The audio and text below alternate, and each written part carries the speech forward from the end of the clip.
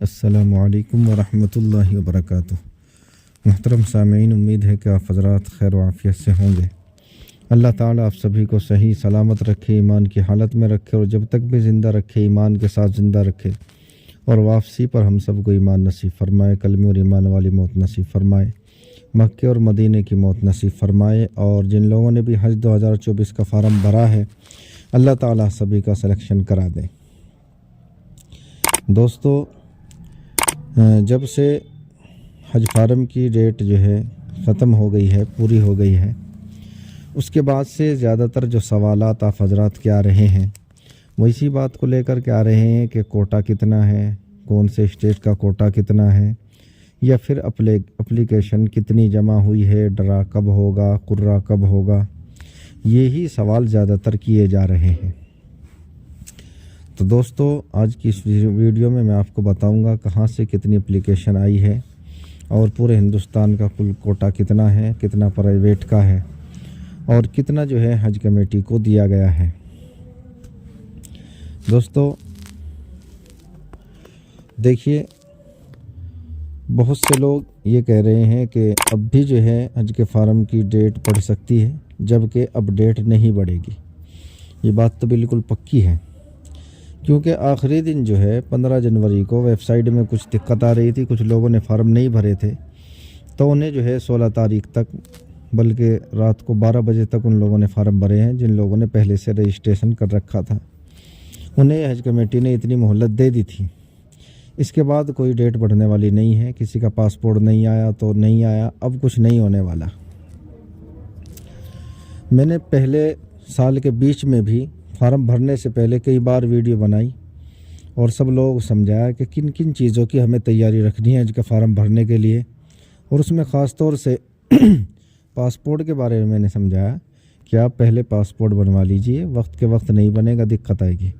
और वही कुछ लोगों ने गलती की जिसकी वजह से आज वो फार्म नहीं भर सके। बहरहाल, जिन लोगों ने फार्म भर दिया है, पूरे हिंदुस्तान से जो एप्लीकेशन जमा हुई है वो टोटल जो है 1,74,000 के करीब है। और जो कोटा है, जैसे महाराष्ट्र से जो एप्लीकेशन जमा हुई है वो 27,500 एप्लीकेशन महाराष्ट्र से जो है जमा हुई है। इसी तरह से केरला से जो एप्लीकेशन जमा हुई है वो 25,200 जमा हुई है। और गुजरात से जो एप्लीकेशन जमा हुई है वो 20,700। इसी तरीके से यूपी से तकरीबन 20,500 एप्लीकेशन जमा हुई है। और कर्नाटका से 14,000 एप्लीकेशन जमा हुई है। और तेलंगाना से 11,500। और इसी तरीके से दिल्ली से जो है तकरीबन 2500 एप्लीकेशन जो है जमा हुई है। ये डाटा जो है ये कल तक जो फार्म भरे गए हैं मुकम्मल, ये उसका डाटा है। अब तो कोई फार्म नहीं भरा जाएगा, ये फाइनल है। तो इस साल जो है एप्लीकेशन पिछले साल के मुकाबले कम आई है। तकरीबन पिछले साल जो एप्लीकेशन आई थी वो 1,84,000 आई थी और इस साल 1,74,000। बहरहाल, पूरे हिंदुस्तान का जो कोटा है वो 1,75,000 है। पिछले साल भी यही था, जिसमें से हज कमेटी ने 1,40,000 ले लिया है और बाकी 35,000 प्राइवेट टूर को दे दिया है। तो इस साल जो है एप्लीकेशन जो आई है वो कम आई है। जैसा कि यूपी का कोटा तकरीबन 30,000 है और यहाँ से जो एप्लीकेशन आई है वो आई है तकरीबन 20,500। तो यूपी से जो है सभी लोग सेलेक्ट होंगे और सभी लोग इंशाल्लाह हज के लिए जाएंगे। बस ये है कि किसी के कागज़ात में, डॉक्यूमेंट में कमी खामी नहीं होनी चाहिए। अगर किसी के कागज़ात में ही कमी है तो फिर तो वो रिजेक्ट कर दिया जाएगा, वरना इंशाल्लाह उम्मीद ये है कि सब जाएंगे। तो ये जो बड़े बड़े स्टेट है इनके बारे में मैंने आप हज़रात को बता दिया। बाकी तो अभी हज कमेटी जो है काउंटिंग कर रही है, काउंटिंग हो रही है और जिन लोगों का कवर नंबर नहीं आए हैं उसके ऊपर भी काम किया जा रहा है, तो जल्द ही सभी के कवर नंबर भी आ जाएंगे। बहुत कम लोग ऐसे बचे हैं जिनके कवर नंबर नहीं आए हैं, तो इंशाल्लाह उम्मीद है कि उनके कवर नंबर तकरीबन 2-3 दिन के अंदर सभी आ जाएंगे। और ये जो हम कवर नंबर डाल करके स्टेटस जो चेक कर रहे हैं, ये चेक नहीं हो पा रहा है। हज कमेटी ने इसके बारे में बताया है कि इंशाल्लाह ये भी कल सुबह तक जो है काम करना शुरू कर देगी और अच्छी तरह से आप जो है अपना स्टेटस और अपनी सारी चीज़ें जो है उसमें चेक कर पाएंगे। तो इसके साथ ही अब हमें क्या करना है, अभी हमें कुछ नहीं करना है। अभी जैसी वेबसाइट से ही काम करना शुरू कर देगी और सबके कवर नंबर जनरेट हो जाएंगे, तो हज कमेटी उसके बाद में कुर्रे के बारे में ऐलान कर देगी।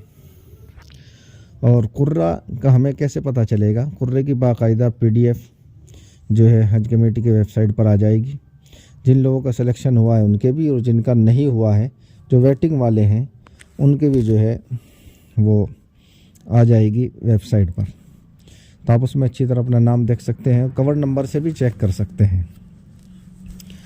तो इंशाल्लाह बहुत जल्द जो है कुर्रा होने वाला है।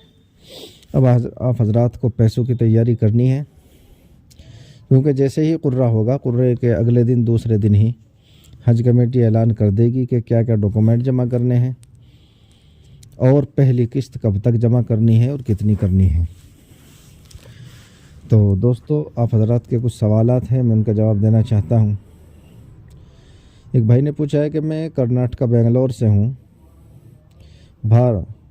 कि मैंने जो एयरपोर्ट भरा है, फर्स्ट बेंगलोर और सेकंड एयरपोर्ट दिल्ली डाला है, क्या ये हमें दिल्ली से भेजा गया तो किराया दिल्ली के हिसाब से लगाया जाएगा या बेंगलोर के?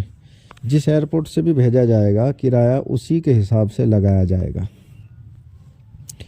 एक भाई ने पूछा कि कर्नाटका के बेंगलोर से किराया, हवाई किराया कितना लगेगा? भाई कल मैंने सारा किराया आप हजरात को बताया था। अच्छा, कुछ लोगों ने कमेंट में शिकायत की है कि आप हजरात ने जो किराया और ये खर्च बताया ये तो 2023 का है। भाई ये 2023 का है, मैंने तो खुद बताई ये बात कि ये 2023 का है, लेकिन हज कमेटी ने कहा है कि 2023 के जो है तकरीबन इतना ही खर्च आएगा, थोड़ा बहुत कम ज़्यादा आ सकता है, वो फ़ाइनल उसका जो है ऐलान बाद में होगा। तो ये आप हजरात रोज़ाना मालूम कर रहे थे, तो मैंने डाल दिया था जिससे आप हजरात को कुछ अंदाज़ा हो जाए और पैसों का इंतज़ाम करने में आसानी हो जाए, जिससे आदमी सोच ले कि हाँ भाई इतने साल इतना पैसा तो पिछले साल ही लगा था, तो तकरीबन उतने ही पैसे का या उससे कम ज़्यादा का वो इंतज़ाम कर सके। इसी तरीके से एक भाई ने पूछा कि एम्बार्केशन पॉइंट हज कमेटी ने कौन सा दिया, ये कब मालूम होगा? भाई ये जो कवर नंबर दिया गया है ना, इससे सब कुछ मालूम हो जाएगा। कवर नंबर से जो स्टेटस दिखाई देगा उसमें सब लिखा हुआ आएगा, कौन से एयरपोर्ट से जाएंगे और कौन सी तारीख की हमारी फ़्लाइट होगी, किस टाइम की होगी, रात की होगी, दिन की होगी, यहाँ तक कि रिटर्न भी, इधर से किस टाइम जाएंगे, कौन सी तारीख में, उधर से कौन सी तारीख में आएंगे, वो सब जो है स्टेटस पर नज़र आएगा, आप जो कवर नंबर से चेक करेंगे।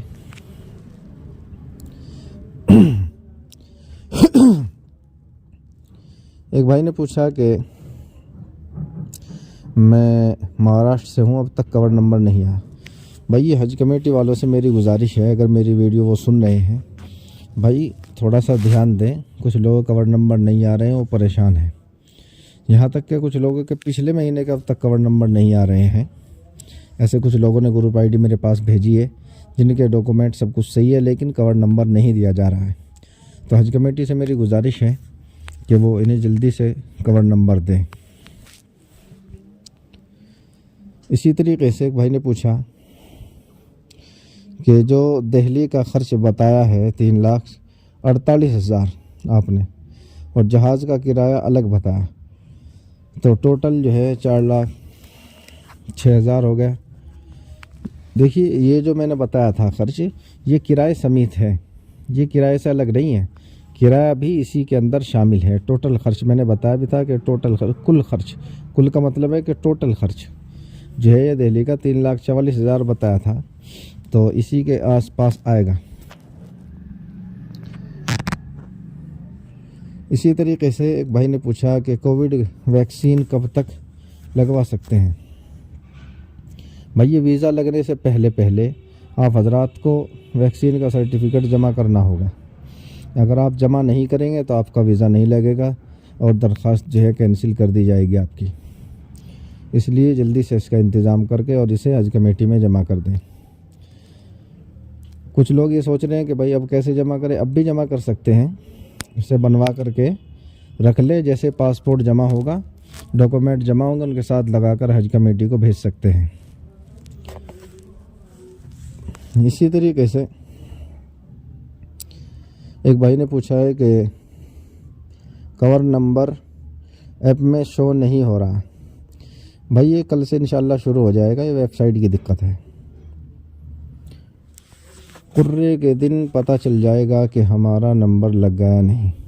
जी हाँ, पता लग जाएगा, उसकी PDF आ जाएगी वेबसाइट पर, अखबार पर, और इंशाल्लाह हमारे चैनल पर भी दिखाया जाएगा। तो दोस्तों ये आप हजरात के सवाल थे। उम्मीद करता हूँ कि आज की वीडियो अच्छी लगी होगी। दोस्तों आप हजरात बेझिझक होकर कमेंट में सवाल पूछ सकते हैं।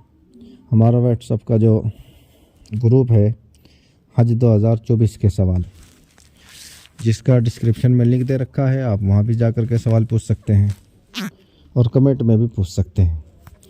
दोस्तों वीडियो अच्छी लगी है तो कम से कम लाइक कर दीजिए, शेयर कर दीजिए, और चैनल पर नए हैं तो सब्सक्राइब कर लीजिए, ताकि आने वाली हज की हर तरह की जानकारी आपको मिल सके।